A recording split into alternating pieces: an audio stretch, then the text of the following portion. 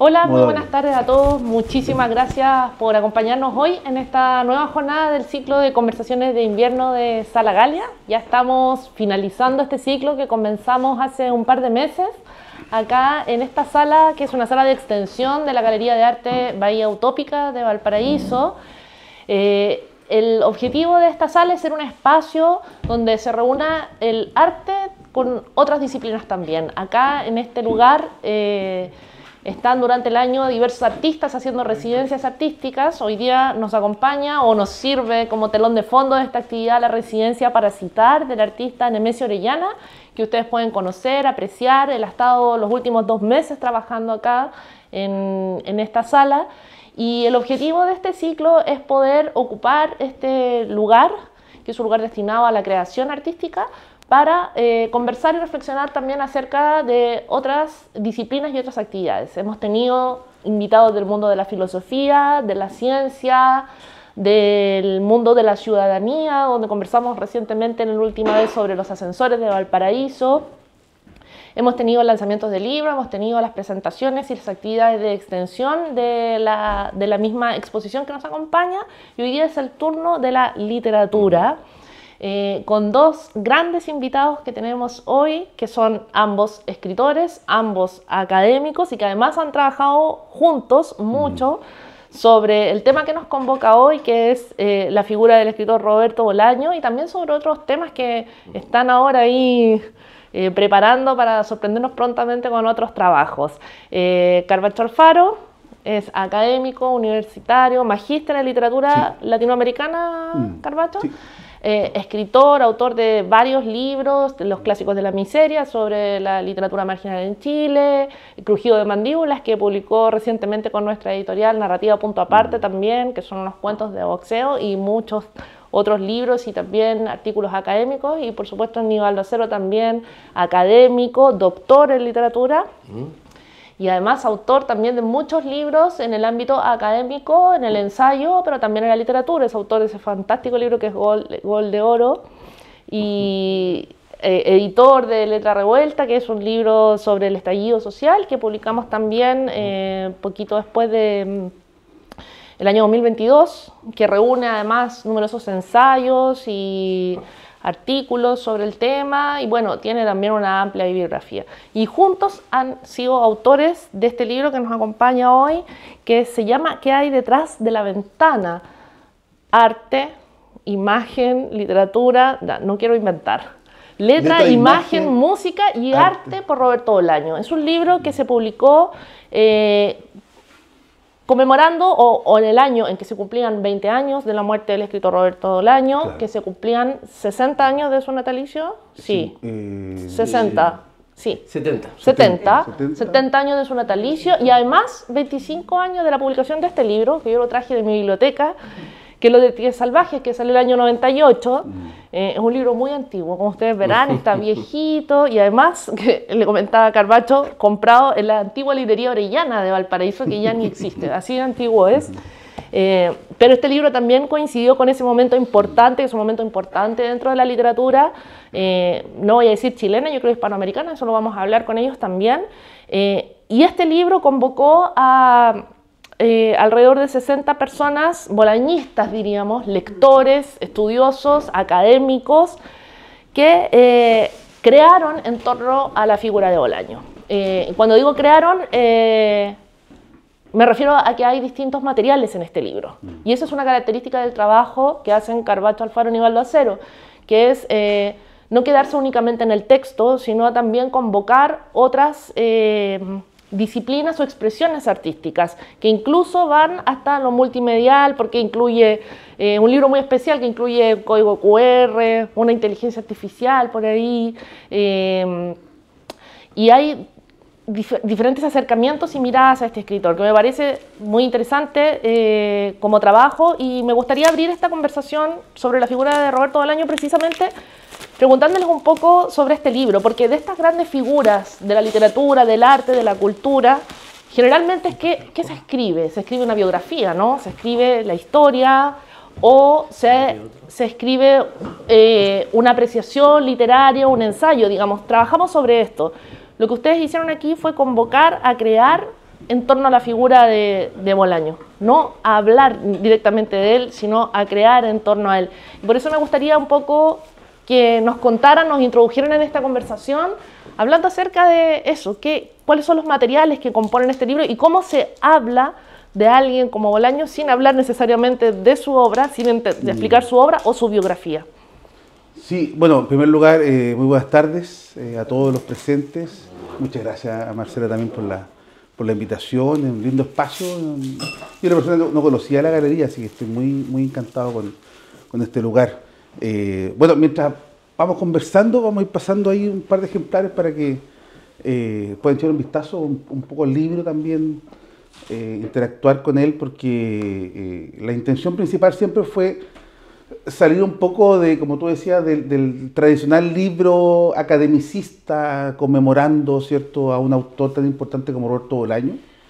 Y en realidad era invitar a crear sobre Roberto Bolaño y sobre su obra, más allá, ¿cierto?, de hacer estos análisis académicos, de paper y cosas por el estilo.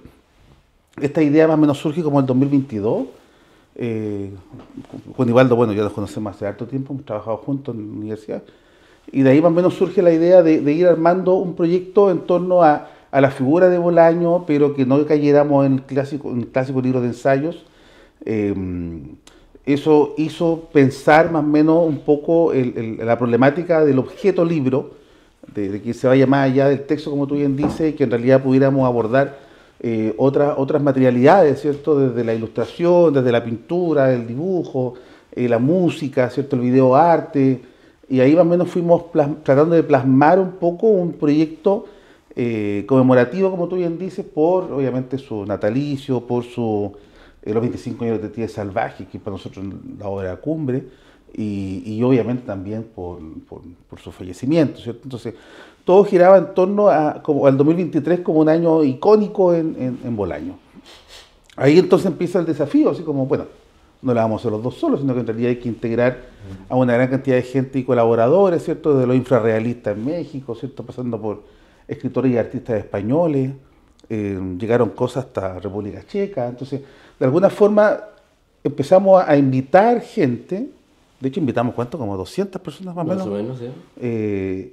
Pero también, como suele ser estos proyectos, necesitábamos un apoyo editorial. Entonces ahí, claro, ahí se suma Fondo Cultura Económica, se suma la Universidad Playa Ancha, que también le agradecemos harto, pero seguíamos con esa imagen de que no llega nada, pues ya estuvimos varios meses, pues.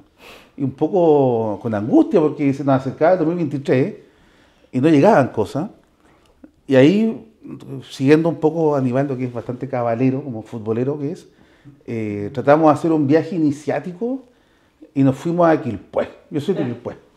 Yo soy de la comuna, ya me crié todo, estudié acá en Valpo, ya ahora vivo en Santiago, pero claro, y yo viviendo en Quilpué nunca había ido a la casa de Bolaño, que está en retiro. O sea, sabía que estaba, pero que nunca había ido. Entonces, ahí hicimos ese viaje en febrero del 2023, nos fuimos nos juntamos allá, partimos a Quilpué, llegamos a Retiro, ¿cierto? Fuimos a su casa, las típicas fotitos en el cuadro que hay ahí marcado, ¿cierto?, de su recuerdo, y llamamos a la casa para ver si nos dejaban entrar. Bastante ilusos los dos, pues. Nos abrió una persona bastante mayor, obviamente no nos dejó entrar, de hecho hasta como que medio que nos retó, porque era muy común de que mucha gente fuera y tocara la puerta, y de hecho comentaba que había dejado entrar a alguien a grabar una especie de documental y que al parecer le habían robado algo, pensando, ella decía, pero qué tonto, decía, si Bolaño se fue de aquí cuando tenía como 8 años, dijo, y han pasado, no sé, más de 60 años y no está acá. Y ahí nos comentó algo re interesante que él tenía con el caballo, como el chismecito del viaje. Que Bolaño tuvo un caballo cuando niño, su papá se lo regala, y el motivo del por qué se va de esa casa es porque ese caballo muere, y el padre de Bolaño, en vez de sepultarlo o quizás entregárselo a alguien, lo tiran al pozo de la casa. Y que eso obviamente es un pecado mortal, ¿no es cierto? Y de ahí lo echan de la casa. Creo que el papá de la señora que nos atendió había sido la persona que le había arrendado esa casa. De ahí nos fuimos a una pequeña plaza que está por ahí cerca, festejamos con un vino, ¿cierto? Tomamos un vino ahí medio En la escondido, plaza. en la plaza, ¿En la plaza? en la plaza de Retiro. O sea, no, una plaza chica que está por ahí, no recuerdo el nombre. Y a los 2 días llega un mail de Jorge Herralde, del editor español de Anagrama, feliz con la idea y comprometido con la colaboración. Y de ahí no pararon más de llegar cosas.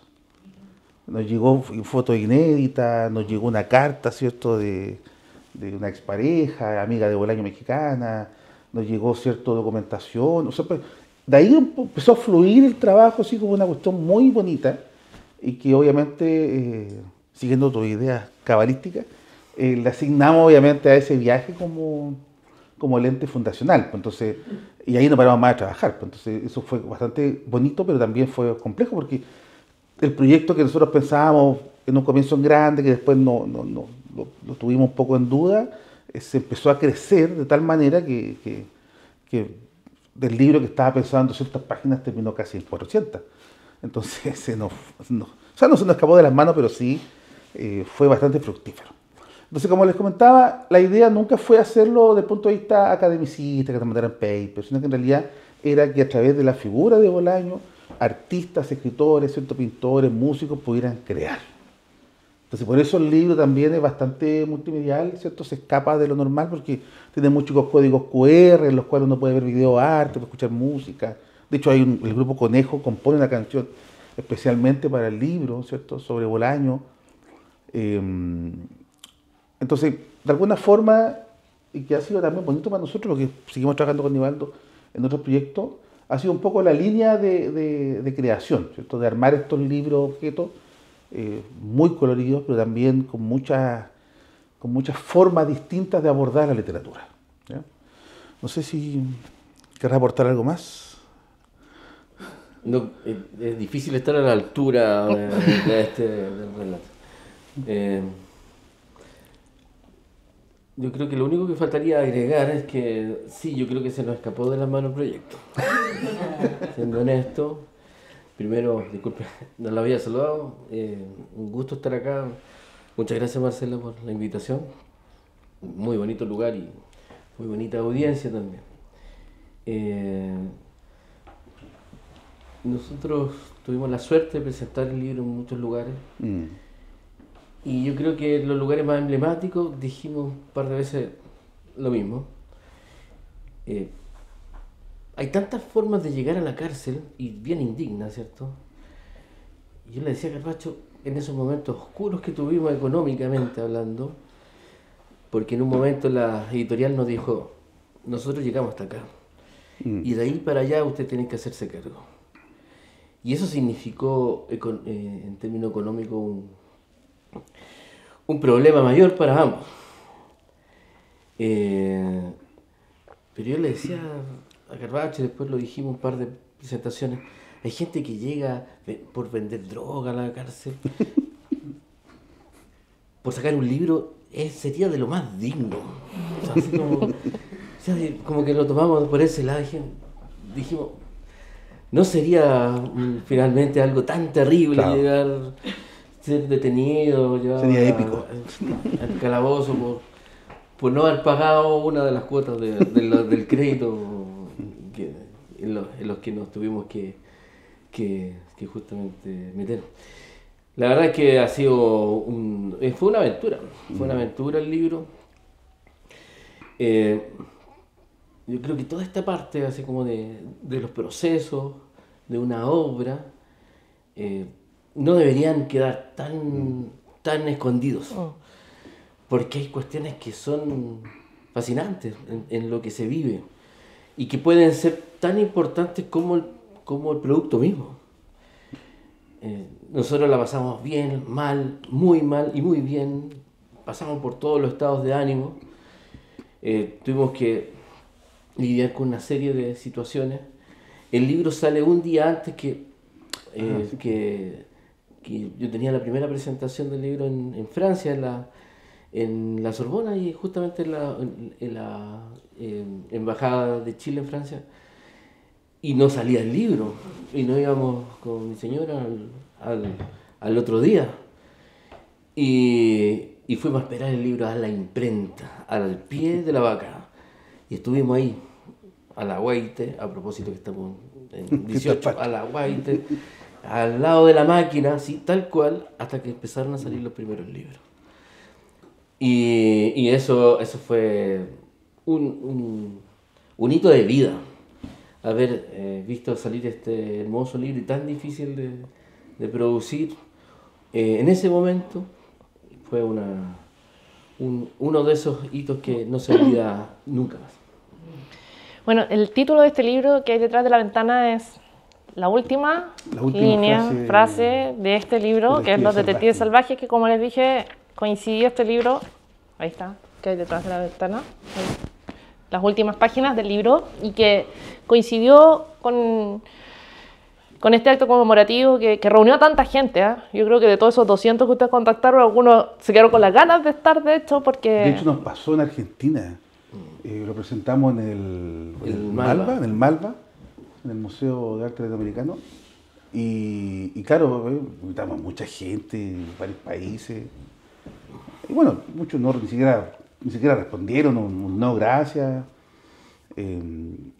No recuerdo el apellido de la persona, pero sí me acuerdo que... Hoyos, el apellido. Claro, también un estudiante. Que hubo un académico de Stanford, famoso por estudiar a Bolaño y la literatura chilena en general. Nosotros lo invitamos, había tenido un contacto con él y no nos tomó ni en cuenta. Nada, termina la historia, ¿no? Sí, pues entonces presentamos el libro, hicimos algo parecido, pasamos el ejemplar para que recorriera, la gente lo pudiera ver y algo también nos preguntaron, bueno, y hubo gente que no respondió, le dijimos sí, hubo gente que no respondió, no saben por qué. Y ahí levanta la mano y dice, bueno, yo soy Enrique, dijo, y yo no respondí y me arrepiento. Claro. Ahora que veo el libro es como me arrepiento. Y bueno, yo les llevaba un poco al tema de los detectives salvajes porque me gustaría preguntarles, a lo mejor, Nivaldo, pasaron 27 años de la publicación de este libro, el año 98. ¿Qué significó la publicación de los detectives salvajes para la literatura chilena o hispanoamericana en realidad? Yo me acuerdo que en ese tiempo se hablaba, no sé qué crítico dijo que era como un carpetazo a Cortázar, ¿ya? Yo le tengo un respeto enorme a Cortázar, también me encanta leerlo. Y desde ese momento creí que de alguna manera estaba significando algo. Bryce Echenique hablaba de este libro como que se hubiese caído un meteorito en Latinoamérica. Sin duda, hay un antes y un después de los detectives salvajes, que mientras más pasa el tiempo se va a hacer más fácil también leerlo, ¿ya? O no tan complejo. Siento que hay ahí estoy de acuerdo con algunos críticos que dicen hay una internacionalización o una apertura al mundo de la literatura latinoamericana nuevamente, que había quedado bien en el pasado con el boom, ¿ya? Y que esto, sin ser un movimiento como el boom, sí arrojaba esta suerte como de bomba racimo, ¿ya? en los circuitos literarios del primer mundo, que estaban leyendo nuevamente a un latinoamericano. Y no solamente lo estaban leyendo, lo estaban admirando. Porque Bolaño termina siendo completamente admirado por razones que uno puede encontrar también fuera de la literatura. Por su vida también, por su discurso, por un discurso que siempre estuvo en otro lugar, que nunca se acomodó, que tampoco buscó en ningún momento marginarse, sino que era muy difícil seguir a Bolaño, al menos en su discurso. Pero también nos encontramos con una literatura que, a mi modo de ver, vuelve a encender un fuego, ¿ya? Y vuelve a través de ese fuego a iluminar una serie de pasadizos y laberintos que Bolaño probablemente hereda de muchos de sus lecturas, entre ellos Borges, sin duda, y nos encontramos ya con una obra que es fascinante, bellísima, de una locura, cómo terminan los detectives salvajes, que obviamente no voy a darle un spoiler a la gente que no lo ha leído, pero es de las mejores obras que uno puede encontrar cómo termina. ¿Ya? Es de una pasión narrativa y que nos arrastra a esa suerte como de laberinto y que nosotros nos dejamos perder y vamos, perdámoslo.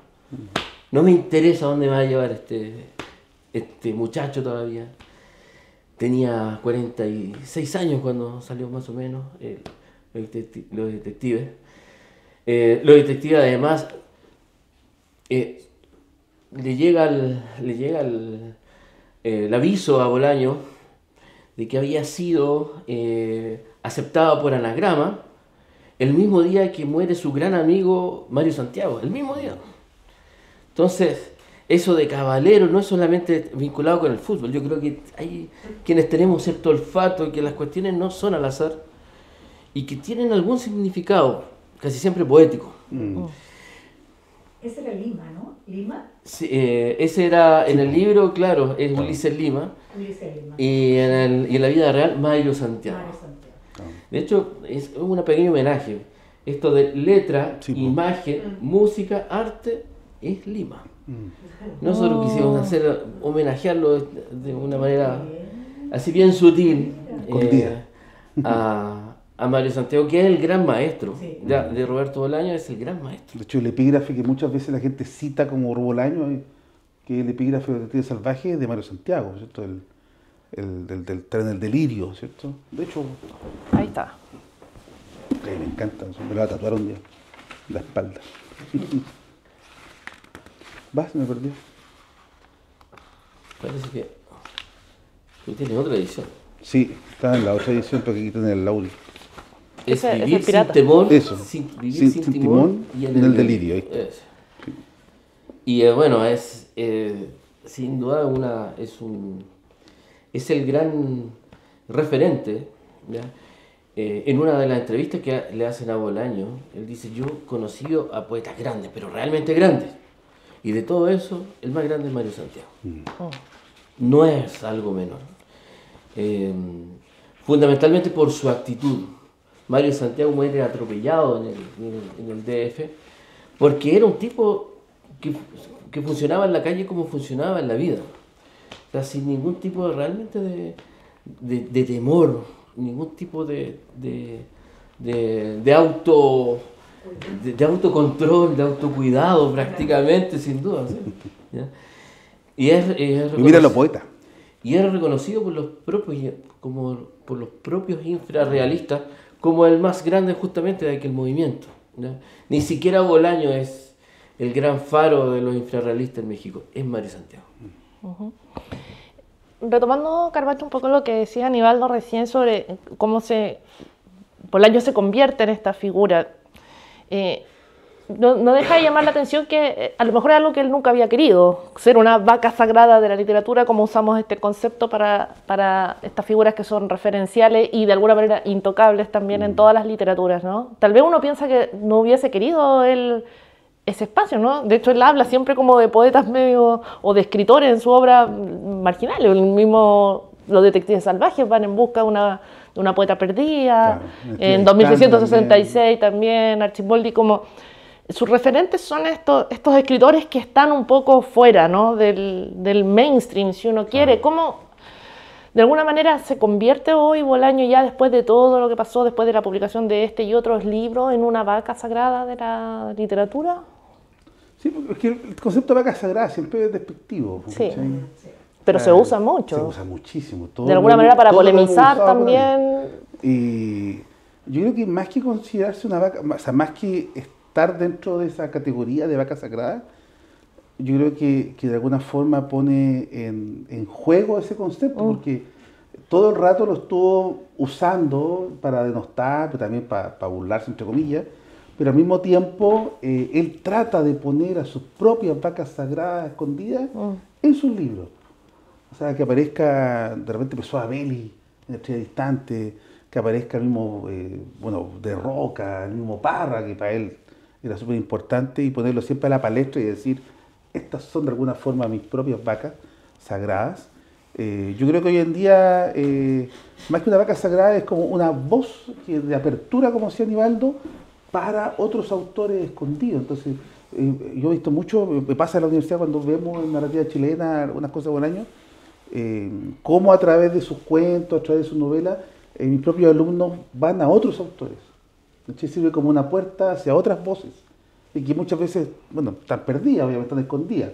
Entonces yo creo que es como la ruta a seguir hacia otras propias vacas sagradas, más que él sea una vaca sagrada.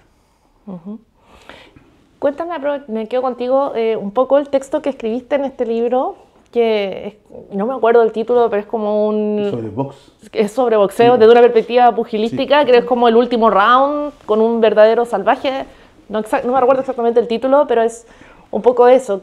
¿Cuál es el planteamiento que tú haces? Déjame buscar el título, que tampoco me acuerdo. ¿Te acordáis tú, no?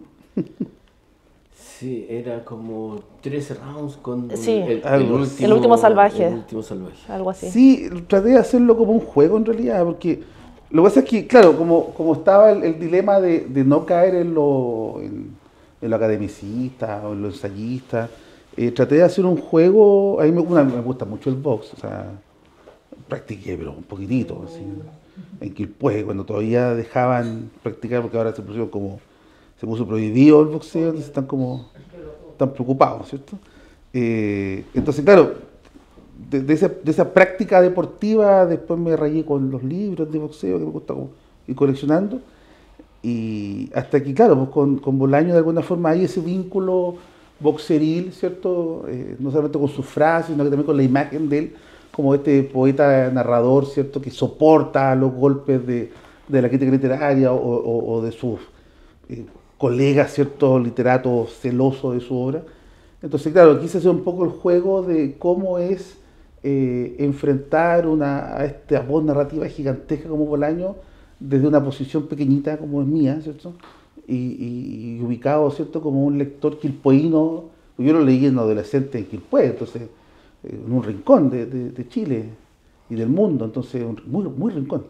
Entonces, traté de hacer un poco ese juego de hacer ese rescate boxeril a través de cómo él enfrenta a la crítica literaria y cómo él enfrenta también, ¿cierto?, a los otros lectores, ¿cierto? Además, el papá de Roberto Bolaño, Sí, pues también fue León boxeador. Bolaño, era boxeador. Todo lo que habla Bolaño en su novela tiene que ver con el papá. Sí, ¿Era boxeador? Sí, fue boxeador. Fue campeón amateur de Eso boxeo. habría que averiguar. Según él, sí. Bueno, pero según él, claro. Si alguien piensa, Claro. no Entonces, Dr. House, ¿cómo? que no solo el Dr. House, Claro. todo. En 2006-66 aparece un periodista que estaba como a cargo Fate. Fate. El que anda detrás Sí, justamente detrás de estas peleas Sí, sí. en el tercer mundo, que tiene que Ujú. cruzar la frontera. Sí. Es muy bonito ese personaje de El bajo Fate. mundo de México, Exactamente. de Estados Unidos. Sí, en la frontera. Sí. Él tiene que cruzar a Santa Teresa, que es como la ciudad Juárez, ficcionalizada, Exacto. justamente a cubrir una de estas peleas. Y ahí se encuentra justamente con la serie de personajes, el Chucho Flores, con la hija de Amalfitano, Rosa Amalfitano. Sí. Y ahí se genera una muy buena subhistoria, una intrahistoria entre el boxeo, la literatura, la droga, el bajo mundo, digámoslo así, de la frontera. Hay una obra de teatro que una compañía canaria sacó hace muchos años atrás, de Alex Rígola. Yo fui a ver en el año 2008, se presentó en Santiago, y estaba dividida la obra de teatro, duraba 6 horas la obra de teatro, y estaba dividida por los capítulos de 2666, y la parte de Fate es increíble, pero realmente una interpretación de los tipos, es increíble realmente esa parte. Lo otro es más narrativo y bien fiel a la historia, pero esa parte es una locura. Es una locura. ¿Por qué? ¿En qué sentido? Porque los tipos tenían tal grado de plasticidad y los colores del lugar ayudaba mucho el blanco y negro, la música, una música estrafalaria, electrónica, y se ponían a mirar al público con ojos, con lentes oscuros, y se ponían a hacer maquinalmente algunos movimientos que ya nos estábamos aterrados, era como que íbamos a ser víctimas en algún momento de ellos. No, excelente. Lamentablemente no ha vuelto a Chile, pero debe haber algún registro audiovisual en ¿Cómo se llama la obra? 2666. Igual. ¿Ahora es dentro? Sí, tal cual. Fácil. Exacto. Nivaldo, en el caso tuyo, tú hiciste una cosa que se aleja todavía más, que lo hiciste con Javier Arce, ¿no? Javier Pérez. Javier Pérez, que relaciona la figura de Bolaño con el anime. Sí, yo creo que, bueno, hay un estudioso de la obra de Bolaño chileno, Alexis Candia, que cuando lo invitamos a que presentara el libro en el MUG, aquí cerquita, él atendió justamente ese texto, porque a él le gusta también mucho el anime. A mí me encanta el anime. Mi hija hizo los dibujos que salieron después ahí, porque las tres son locas por el anime. Y me encantaría, a ver, ¿puedo leerlo? Sí, pero el último pedacito. El último pedacito. ¿Tú sabes la página? Ahí está por eso. Y se trata de un manga, quizás su sobrino, hijos lo han escuchado, que se llama One Piece. Es excelente, a mí me encanta. Y son de piratas. Un grupo de piratas de buen corazón, violentos también los tipos, buenos para pelear, pero sumamente nobles. Andan por el mundo que está rodeado de agua. El mundo en este mundo distópico está solamente poblado a través de islas. Y ellos andan como cual Quijote, ¿ya? Buscando hacer el bien. Conocen a alguien, les estremece su historia y les tratan de ayudar, en pocas palabras. Y ese vínculo entre One Piece y Bolaño nos resultó tan poco forzado, porque fundamentalmente Bolaño también, como ellos, busca el viaje, busca la aventura, y en eso también genera una serie de, ¿por qué no decirlo?, de nobleza, ¿ya? Hay una serie, hay como un deseo de alguna manera de ser valiente, como él también lo dice, y de enfrentar los propios infiernos. Nosotros escribimos es bien cortita, pero voy a leer solamente la última parte. Dice, en la bitácora en la bitácora del último gran compañero de Roger, uno de los personajes importantes de este manga, está arrancada la página que habla de este lugar que guarda el One Piece. El One Piece es el lugar así como paradisíaco donde están todos los tesoros robados por un pirata, ¿ya? Por el pirata más legendario, ¿ya? Ese es el One Piece. A cada escritor o escritora le toca componer su propio viaje, su búsqueda de este secreto que tarde o temprano imbrica al poder esclavizador del mundo. Roberto, cual rey de los piratas, navega sin timón y en el delirio, como el mejor de sus nakamas. Los nakamas son los compañeros de viaje.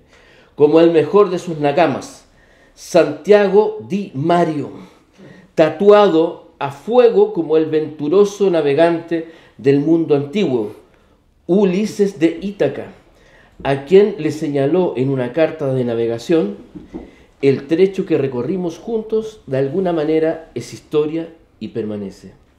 Roberto muere y una nueva era nace. Quiéralo o no el poder mundial, quiéralo o no la marina rastrera, las vacas sagradas de la isla de Trinacia, quiéralo o no la luz más brillante que seguirá guiando a los navegantes ingenuos y entusiastas, será la estrella cercana de Roberto Bolaño, rey de los lectores y escritores pirata, nakama nuestro en este viaje por el infierno. Y ahí está el dibujo que mi hija, con una maestría, lo pone ahí como el buscado. Qué interesante cómo se abren estos caminos, que era lo que hablábamos recién respecto de la figura de Bolaño. Carpaccio, las obras literarias a veces envejecen bien, a veces envejecen mal, a veces maduran con el tiempo. ¿Cómo se lee a Bolaño hoy, a 20 años de su muerte, a 22 años de su muerte? Yo creo que se sigue leyendo con sorpresa. O sea, yo creo que sigue sorprendiendo y muchas veces la relectura que uno hace sigue encontrando detalles. Por eso, de alguna manera, se convierte en un clásico. O sea, el mismo Italo Calvino, ¿cierto?, plantea la figura de que los clásicos son clásicos porque siempre tienen algo nuevo que decir. Y yo creo que en este caso, Detective Salvaje, 2166, Estrella Distante, que yo encuentro fabulosa, siempre está remarcando esa idea nueva y entregando nuevos valores literarios, pero también entregando nuevas visiones de lo que en su momento se quiso plasmar, pero que quizás con estos ojos nuevos, sobre todo de la juventud, que yo lo veo en mis estudiantes de la universidad, hace que exploten, ¿cachai? Como que nuevamente están reencantando con un autor que para ellos, para nosotros ya está muerto hace muchos años, pero para ellos es nuevo. Y sigue siendo nuevo, y eso es lo atractivo de su obra.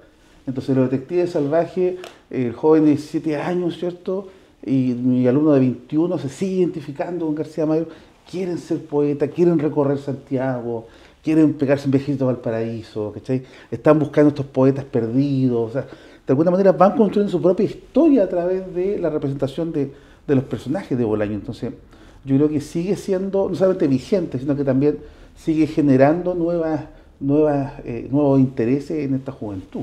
Ahora, nosotros como relecturas, yo encuentro que también seguimos encontrando una nueva beta, sobre todo uno que ya va viéndolo con otro ojo, no sé si más experiencia, pero con más caminos recorridos. Entonces también ayuda un poco a vislumbrar quizás detallitos que en su momento quizás dejó ahí como un pequeño señuelo y que a los 20 años, cuando uno lo leía, no lo encontró, pero ahora sobre los 40 ya encuentra eso. Entonces por eso siempre es una relectura que nunca deja que nunca descansa, siempre está ahí presente. Y para ti, Nivaldo, lo tomo, yo voy a empezar a leerlo de nuevo, lo leí hace demasiados años. Sí, no, siempre uno cambia y lee diferente también. No, y cuando va después viendo sus poemas y aparece ahí los personajes cruzados. Y para ti, Nivaldo. Estoy de acuerdo. Yo quería comentar una anécdota que tuve la suerte de haber vivido. El año pasado, en el 2024, en diciembre, presentamos el libro en la Feria del Libro de Guadalajara, en México. Es la primera vez que yo iba. Realmente Guadalajara es una cuestión que no es difícil de imaginar. Es como una permanente concierto de rock, lleno de gente que se mueve por el escenario, La palusa de los libros. Y yo llego a un segundo piso, bien alejado de todo como la metrópoli, digámoslo así, de Guadalajara. Y entro en un segundo piso en una sala, no tan bonita como esta, sino una mesa, 100 sillas más o menos, y habían como 4 personas. Y dije, vamos a hacerlo igual, vamos a hacer como si estuviera lleno. Vamos a hacer la mejor presentación de todas. Estaba Mónica Maristén, que es una de las últimas amigas de Roberto Bolaño, que nos presentó el libro ya. Y le dije, bueno, Mónica, vamos. Sí, dijo, disfrutémoslo ya, ok. Estábamos conversando. Y de pronto entran más o menos 50 muchachos. Entre muchachas y muchachos, entran. Estaba presentando el libro Mónica. Y después entran más o menos unos 20. Y al rato otros 20 más. Y terminó la gente en el suelo. Y me tocó hablar a mí. Yo le dije, estamos presentando un libro de Roberto Bolaño. ¿Están en el lugar correcto? Así como, ¿es aquí donde tienen que estar? Y los chicos, sí. Y yo le empecé a hacer preguntas. Y la verdad es que me dio tremenda, no sorpresa, pero sí una experiencia muy grata de ver las enormes ganas de estos muchachos de conocer a alguien que venía del mismo país donde había nacido Roberto Bolaño, a escuchar sobre este libro. Eso, por cierto, que a mí, como lector y entusiasta, ¿ya? Porque puedo ser un lector crítico, trabajo en eso, pero también soy un lector muy entusiasta de Bolaño, no puedo dejar que me emocionó. Y nos sacamos selfie y todo, y no me mandaron ninguna foto. Pero en serio que fue terrible, porque después andaba buscando si se parecía o no en la feria. Oye, ¿tú estabas ahí? No encontré ninguna selfie. Pero ellos se fueron con la foto, y fue muy agradable, fue como volver a ser un adolescente que estaba comenzando con la lectura de Bolaño. Para responder la pregunta, yo creo que el tiempo lo dirá. En un momento a Borges se le criticó un montón en Argentina, como que estaban todos cansados un poco de Borges. Y ahora Borges vuelve a ser como el gran maestro de aquella literatura. Yo creo que por los escenarios que pase Bolaño, también de mucho rechazo en algunos circuitos, el tiempo dirá, pero a mi modo de ver, yo creo que va a envejecer de la mejor manera. Para terminar, les quiero pedir a cada uno una recomendación que no sea Los Detectives Salvajes, de un texto de Bolaño para quienes nos están escuchando, de acuerdo a su gusto personal. Una poesía, un relato, un libro. Recomiéndanos uno y cuéntanos por qué. ¿Qué parte? ¿Parte no? Yo tengo Estrella Distante. ¿Por qué? Primera lectura que tuve de Bolaño fue Estrella Distante. Antes lo de Estrella Distante, no sé cómo llegó, pero lo leí. Y claro, la forma narrativa ya me trastornó. El hecho de que nombrara a una gran cantidad de poetas que para mí eran fantásticos, ¿cierto? Desde Parra, de Roca, Pessoa Belli, ¿cierto? Hasta Enrique Lin se va nombrando. A mí me gustan mucho las novelas policiales, entonces también toma esa estructura, ¿cierto? Del novela negra, neopolicial, ¿cierto? Entonces, pero al mismo tiempo era una novela que sumergía también dentro de un periodo histórico nacional, pero también que podía ser un periodo histórico latinoamericano, que, o sea, al mismo tiempo podía ser tan local, pero tan universal, que eso de alguna forma a mí me abrió, me rompió la cabeza, pero al mismo tiempo me generó una inquietud de querer leer más. De ahí llegué a Estrella Distante, a Detective Salvaje. Pero Estrella Distante yo lo tengo como un recuerdo, básicamente, ¿cierto? Porque fue la primera obra, pero también porque me muestra también una ruta a seguir. Y inmediatamente, después cuando trabajaba ya en colegio, y cuando tuve la oportunidad de poder darla, dábamos Estrella Distante y a los chicos les pasaba algo parecido. O sea, querían leer más. Al principio la encontraban un poco compleja, pero después encontraban que se sumergían. ¿Sí? Porque había una forma a través de la narración de atrapar al lector. ¿Sí? Entonces yo creo que esa es como para mí por lo menos saliendo obviamente de las referencias clásicas. Esa es mi favorita. ¿Aníbal? Más que una obra, recomendaría leer la poesía de Bolaño. Porque uno encuentra ahí ciertos desgarros que quizás las narrativas son presentados de otra forma. Pero la poesía de Bolaño, sobre todo algunos poemas, son lacerantes.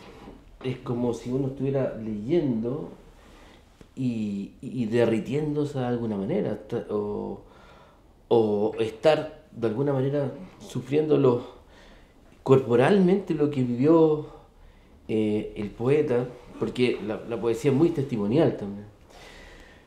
De todas maneras, recomendar poemas como Musa, como Lisa, como Lupe, como El Burro, que el burro da como una base para lo que es los detectives salvajes, los neochilenos, y en libros, Los perros románticos, y a mí me gusta mucho La universidad desconocida. Aquí, por ejemplo, nosotros... Un fragmento de Musa. Exactamente, en el libro pusimos en el inicio justamente un fragmento de este poema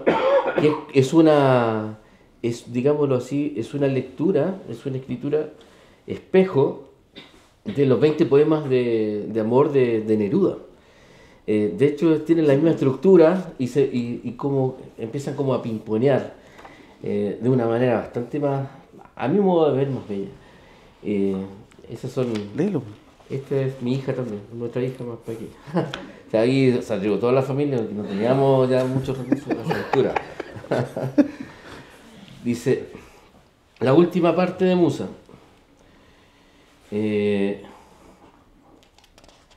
No, ni siquiera la última parte, es como No, esto es un fragmento. un fragmento. El poeta le canta a la musa como lo hacía Heráclito hace 10.000 años. En las relaciones enfermizas y en la crueldad, a la musa siempre estuviste conmigo. Y aunque pasen los años y el Roberto Bolaño de la Alameda y la librería de cristal se transforme, se paralice, se haga más tonto y más viejo, tú, musa, permanecerás igual de hermosa, más que el sol y que las estrellas. Musa, a donde quiera que tú vayas yo voy. Sigo tu estela radiante a través de la larga noche, sin importarme los años o la enfermedad, sin importarme el dolor. Es bellísima. Bellísimo. Es bellísima. Bellísimo. Muchas gracias. Y gracias por esa última lectura que creo que nos deja a todos también con esas ganas de reencontrarse y de volver a leer a Roberto Bolaño. Hubo muchos de nuestra generación que quedamos marcados por este libro, pero de verdad hoy día cuando sabía que venía a conversar con ustedes, lo fui y lo saqué.